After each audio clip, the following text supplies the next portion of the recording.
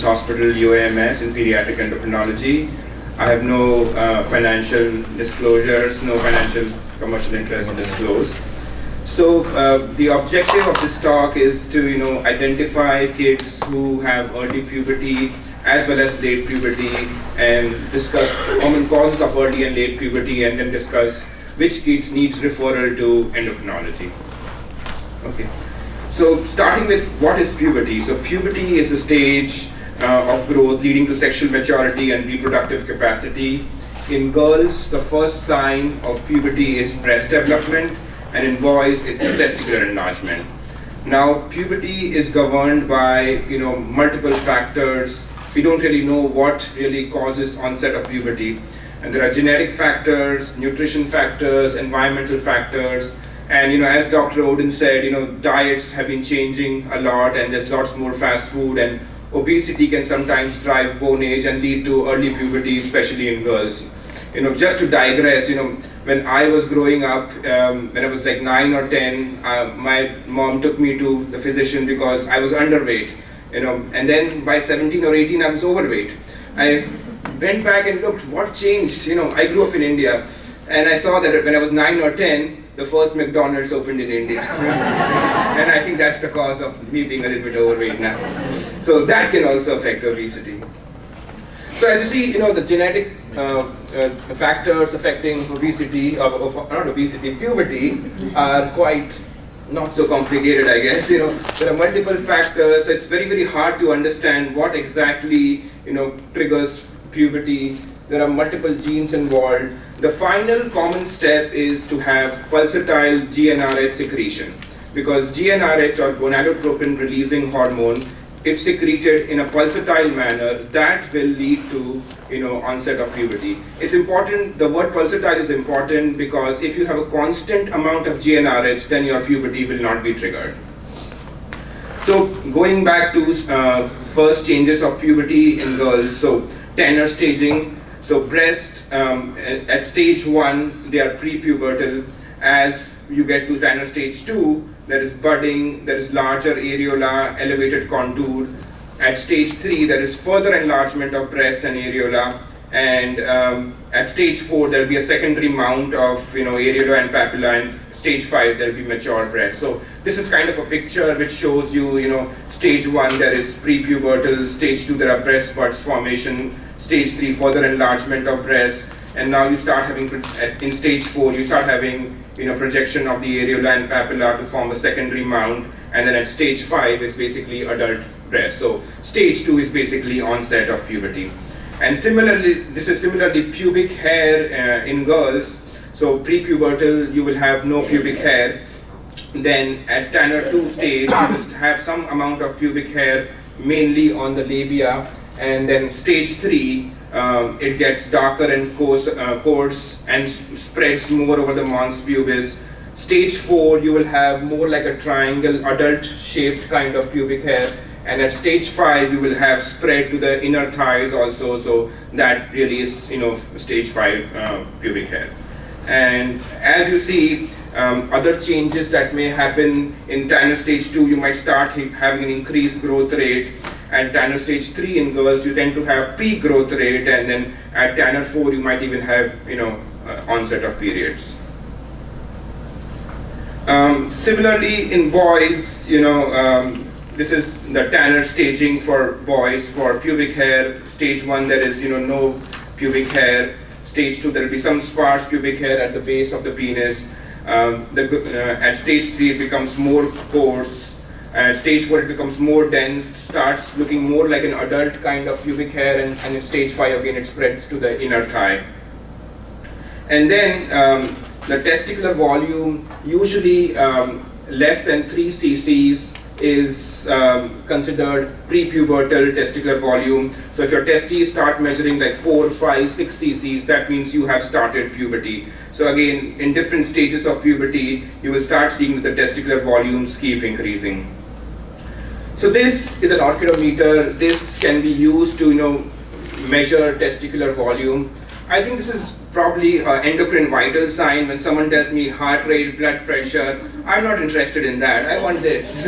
I want the testicular volume. So this is, I think, for me, an endocrine vital sign, and every outgoing resident should be given that as a graduation present, I think. So basically this has all the volume measurements, and then you compare it with the testicular size. And after a while you get experienced enough that you don't need this. So early puberty, now the next thing I'm going to talk about is early puberty in girls. So early puberty in girls is basically breasts or pubic hair before the age of 8, and menarche or menses before the age of 9.5 or 9.5. Now puberty can be central, which basically means that your brain is activating the puberty, or peripheral, that means there is some other cause in the body which is causing you to have puberty-like changes, but it's not really the activation of the brain hormones which is causing puberty. So central puberty can be idiopathic. In most of our cases, we will never have a reason. We will do an MRI and find the MRI looks completely fine. So we really don't know what's triggering the early puberty. But then there are tumors in the brain which can cause it. A lot of the puberty is under negative control in the brain, which basically means that when that negative control is lost, then you start having puberty. So a tumor which will, cause that negative control in the brain to go away will cause puberty to start. So tumors like hypothalamic hamartoma, optic glioma, pineal tumors, and then certain hormone secreting tumors can trigger puberty. Advanced bone age is an interesting thing. If there is a peripheral cause of puberty like CAH, congenital adrenal hyperplasia, which has increased your bone age to the point where now it's time for the brain to start puberty. Here a peripheral cause of puberty can cause the central brain to become active and cause puberty too. So here you will need to treat both the actual cause of the advanced bone age as well as the central puberty. And then mutations of kisspeptin signaling, which was one of the genes in the genetic pathway which governs puberty. Now peripheral basically is something else in the body, not the brain getting active. So it can be an adrenal gland, so you can have congenital adrenal hyperplasia where you have a block in the formation of cortisol and or aldosterone also, and which can cause you to have too much testosterone production, which can lead to advanced bone age and pubic hair, armpit hair, other signs of puberty. There can be genetic mutations like McCune-Albright syndrome, where the ovaries has follicles and may secrete estrogen, which causes you to have signs of puberty. In these cases, usually LH, FSH, the hormones made in the brain will be low, because the source of puberty is a peripheral source, which will go and inhibit the brain, so the LH, FSH levels will be low compared to a central form of puberty. Neuroendocrine causes, if there is some kind of tumor making LH excess, if you're hypothyroid, high levels of TSH can mimic FSH and can work at the same receptors and trigger puberty. If there is any exogenous source of hormones, if someone else in the house is using estrogen and somehow the kid got the estrogen tablet or the patch or something, that can cause it. And the lastly is if there is any foreign body in the vagina or abuse or tumor, that can cause you to start having bleeding from your vagina. It may look like puberty, but it's more a local cause in that case. So investigations that you would do is, obviously get LH, FSH, estradiol. LH, FSH tells you if it's central or not. It should be higher in central puberty, but again, LH, FSH tend to change a lot during the day, so they may be higher in the morning and lower rest of the day. So it's sometimes difficult to catch a good value, and that's why sometimes we do something called as gonadotropin or leuprolide stim test, which is basically we give them a small amount of gonadotropin and see their response to that and see if their LH, FSH levels go high in response to the gonadotropin. So it's called leuprolide stim test. So that's done sometimes to distinguish between central puberty, if you are in puberty or not, basically. Bone age X-ray tends to be advanced. Bone age tends to be advanced in puberty. 17-OHP, 17-hydroxyprogesterone, DHEAS, testosterone, if you are suspecting CAH. And in confirmed cases of central precocious puberty, you should consider doing an MRI. In girls closer to the age of 8, if they have no CNS symptoms, you may be able to skip it, but younger girls most definitely need an MRI to rule out a tumor. And more investigations will depend if you are looking for more causes, a pelvic exam, abdominal ultrasound if you're thinking of a tumor, or genetic testing if you're thinking a genetic cause for the early puberty. And then these are a couple of other tests you may consider. Leuprolide stim test, if you are not sure if the LH-FSH values are low because they are really low or because you did not catch them at the right point. And then ACTH stimulation test will help in diagnosing CAH or congenital adrenal hyperplasia. And these tests can easily be done in our day medicine center at Arkansas Children's Hospital. Now, if you have central puberty, what are the reasons to treat? If someone has central precocious puberty and does not have a tumor, otherwise it's idiopathic, there's nothing else going on, it is not necessary to treat them. It's not going to affect long-term fertility or any outcome if you go ahead and treat them. The couple of reasons to treat them is final adult height. Kids who go through puberty early, their bone age tends to be advanced, and then they stop growing earlier compared to other kids. Now, the earlier you treat the kids, the better is the height outcome. So this is one reason to treat them. In untreated kids, it was found that about 50% of untreated kids girls end up below the height of 5 feet, so about 53 to 59 inches, which is about 4'5" to 4'11". And then some girls may not be psychologically ready for puberty, like a 7-year-old or a 6-year-old may not be ready to have menses and be different from other girls in her class, basically. Okay. So treatment basically involves GnRH agonist therapy, and this is when I said pulsatile GnRH is needed for LH-FSH secretion. Here you give a 3-month, 6-month or 1-month depot shot, which gives you a constant amount of GnRH in the blood, which will lead to suppression of LH-FSH secretion from the pituitary gland and suppress puberty. So pulsatile GnRH is what causes puberty, and you give a shot which causes a constant amount of GnRH. So you take away that pulsatility, and that causes your puberty to kind of be suppressed.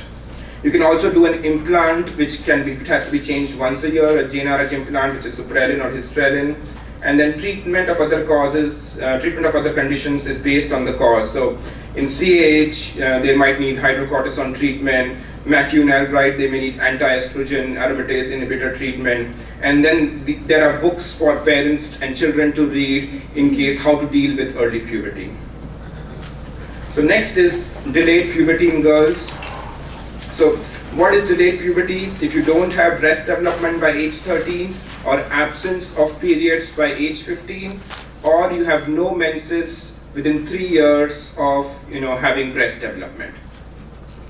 So causes can be, first is anatomical, the ambiguous genitalia, anatomical defects in the hymen, vagina, endometrial adhesions, all of that can cause it. Next is ovarian causes, where there is something wrong with your ovaries. So in these cases, FSH is usually high, because here your ovaries are not responding to the hormones made by the brain. So the brain tries to increase the amount of hormones that it's making, so your FSH tends to be very, very high. So this can be, gonadal issues where genetic issues or gonadal issues like Turner syndrome, or if there has been a surgery where the ovaries have been removed, or post-chemotherapy patient which they've had chemotherapy or radiation, any of that can cause you to have ovarian problems. Now in central causes here, the ovaries are fine, but the brain is unable to make LH-FSH, and because of which you don't have puberty. So one could be just constitutional delay of puberty. You have a delayed bone age and you will finally have puberty, but you just don't have it right now. And there can be different causes of gonadotropin deficiency, like congenital, genetic, as well as acquired, if there is any history of brain surgery or radiation into the brain. And then there are other causes which cause called hypothalamic anovulation. These are usually caused because of other diseases which are causing you to not have ovulation. So obesity, pregnancy, Cushing syndrome, hypothyroidism, drug abuse, many other hormonal issues can cause you to not have ovulation, which will cause you to not have signs of puberty. So next set of figures are from the Sperling's textbook of pediatric endocrinology. I found them really good, so I thought I should not make my own. So these, I'm going to go through them a little bit quickly in the interest of time, but these are flow sheets to manage primary amenorrhea, secondary amenorrhea, as well as anovulatory disorders.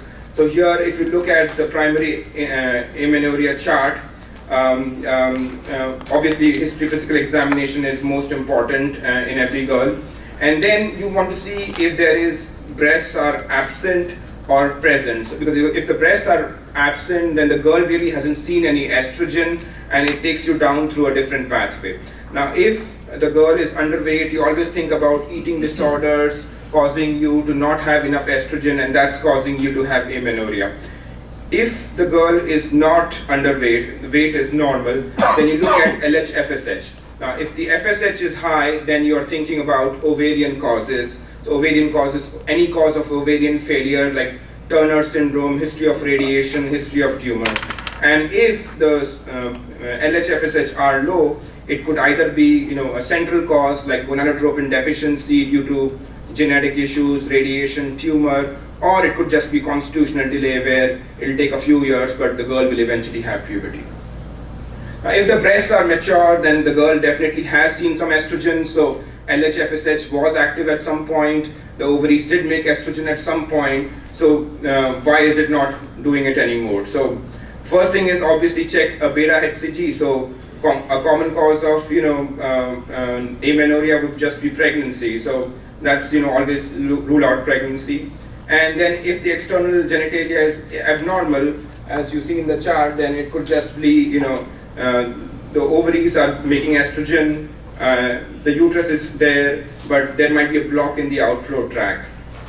And then going through this part very, very quickly, the testosterone levels, if they are high, it could be androgen resistance, which basically means that it's a 46XY male who has androgen resistance and now looks like a girl because the testosterone was not able to work at its level of the receptors, and now you have breast development. And a lot of these kids will come to light at puberty when they have amenorrhea. And then if testosterone is high, then it can be various causes of amenorrhea, could be PCOS, CAH. And if testosterone is normal, then you always want to rule out anatomical issues. Again, secondary amenorrhea, something similar. I'm going to skip through these slides a little bit because they are pretty much similar, where they talk about checking for HCG to rule out pregnancy, and then looking at FSH values to see if it's central versus peripheral cause. And so now if someone has delayed puberty and you find a cause that this girl will not be able to go into puberty, then basically we have to induce puberty in the girl so that she has normal breast development. So the way you do it is you do it very, very slowly. So you can use a patch or oral medication. So the patch which comes, if you see in the first few months, you will use a small patch and use it only for 7 days of the month. And then you keep using that patch for more and more days of the month. And then you keep increasing the dose after that. One other way to do it is also to cut the patch into pieces and then use a small part of the patch all through the month also. But a lot of people, especially pharmacists, don't like you cutting the patch, so sometimes they, you have to write prescription in a different way so that they let you do it. The other way to do it is using oral estrogen, estrase, and starting at a low dose and slowly increasing the dose of estrogen. And after about 2 years of estrogen therapy, you will start adding progesterone so that you have cycling, and then you can switch the kid to oral contraceptive pills also to have irregular menstrual cycles. Patch versus oral treatment. Using patch is more physiologic. It bypasses the first pass metabolism in the liver. So someone who has high liver enzymes may benefit from a patch. And in older women, it was shown to have lower risk of thromboembolism. But disadvantages usually are, it's more expensive, not usually covered by insurance.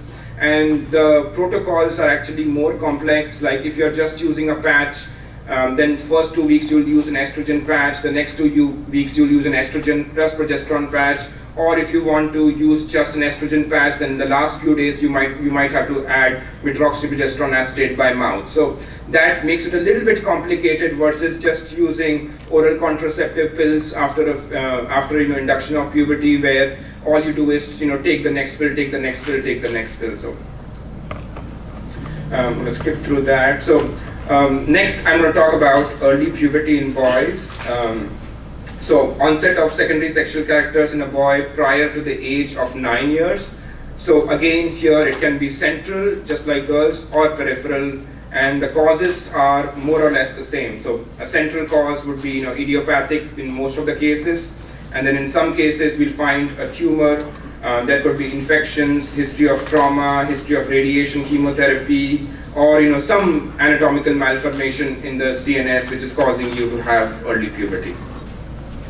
And peripheral causes again are similar to girls: CAH, McCune-Albright, testosterone producing tumors, other tumors producing hormones, exposure to androgen. Someone has gel at home, some males use gel at home which can come in contact with kids at home and which can cause you to have early puberty. So always ask if there are somebody in the house using hormones. And hypothyroidism, where high TSH can mimic some of the other hormones like FSH, which can cause early puberty. This can be seen both in boys and girls. Evaluation, always history, physical exam, growth velocity. Dr. Otero showed us some growth velocity charts. If your growth velocity is much higher than 97th percentile, then you're concerned about early puberty. Bone age X-ray, LH-FSH testosterone for central puberty, DHEA 17-hydroxyprogesterone for CAH, and thyroid function testing. Other things you may consider, in a boy who has early puberty, always get an MRI of the brain. Central early puberty, always get an MRI of the brain. Other tests to confirm puberty might be GnRH stimulation test or leuprolide stim test, ACTH stimulation test for looking at CH. These tests can be done at Children's Hospital. And if you're thinking about a tumor causing increased testosterone, then a testicular ultrasound, abdominal ultrasound. Treatment again very, very similar to girls, using deco shots, implants, Implanon, Suprelin, Histolin implant. CH can be treated with hydrocortisone, McCune-Albright treated with anti-androgen therapy, and aromatase inhibitor therapy. Lastly, delayed puberty in boys. This is lack of testicular development by age 14 in boys. This can be again hypergonadotropic hypogonadism, which basically means that you are making high LH-FSH and your testes are not responding. So the problem is at the level of the testes. If you have high LH and FSH, genetic syndromes like Klinefelter syndrome, your testes did not descend, gonadal dysgenesis, history of trauma to the testes, radiation, chemotherapy, autoimmune, and other things. And then you can also have hypogonadotropic hypogonadism, which basically means that your LH and FSH are low. If your LH and FSH are low, then it means it's a central cause, it's a brain cause. So genetic defects can cause it: tumors, infections, history of chemotherapy, radiation, trauma to the brain. And then functional basically means that there is some other problem in the body. There is nothing wrong with your puberty axis, but you have some other chronic medical problem which is affecting your puberty axis and affecting LH-FSH secretion. So cystic fibrosis, asthma, IBD, celiac disease, and other endocrine disorders, diabetes which is not treated or poorly controlled, uncontrolled hypothyroidism, high prolactin, untreated growth hormone deficiency, Cushing syndrome can cause it too. Evaluation, we look at growth rate, Tanner stages, Testicular volume obviously will tell us if you have started puberty or not. Bone age X-ray, looking at labs, LH, FSH, testosterone to see where you are in the stage of puberty. Sometimes you may not have physical signs of puberty, but your LH, FSH levels are already going up, so you know that you might have puberty in the next few months. Other tests to consider: inhibin B tells you a little bit about testicular reserve and other endocrine hormones. Karyotype to consider: if your LH, FSH is very high, there is some kind of testicular failure, so always consider karyotype for looking at Klinefelter syndrome. And then similarly, you can do certain stimulation tests to see where you are in stage of puberty, as well as genetic tests. This is the growth chart that Dr. Otero showed. Tells you about how you should be growing, and the blue line is for someone who's gone into early puberty, and the red line is for someone who's gone into late puberty. So it kind of guides you about someone's growth, as they're going through puberty. Management basically is, treating with testosterone, because for some reason the person is unable to make testosterone. So if there is constitutional delay of growth and puberty, here you just need to give the child a little bit of testosterone so that the brain axis becomes active. So testosterone about 50 to 100 milligram every 4 weeks for 3 to 6 months, and then stop it, and then see if the child is able to start puberty on his own. Other things, if you have permanent hypogonadism, then you need to start slowly at testosterone about 50 milligrams, and then increase it every 6 to 12 months to reach the adult doses. Other options are testosterone gel, which also has the advantage of bypassing the first pass metabolism in the liver, helpful for kids who have liver dysfunction. But again, you have to be very careful with this, because there are other people in the house who may come in contact with you, which can lead to virilization in women or young children. And there are other drugs which are hardly ever used for management. So take-home points is basically normal range of puberty onset in girls is 8 to 13 years. Puberty onset before age 8 is early. No breast development by 13 or no menses by 15 is late. So similarly in boys, normal age of onset of puberty is 9 to 14 years. Onset of puberty before 9 years is early, and no testicular enlargement by 14 years is delayed puberty. And I would recommend endocrine referral for every early and delayed puberty based on the above normal ranges. That's our contact information, and I think we're going to do questions in the end. Next will be Dr. Elizabeth Sellers, who is Chief of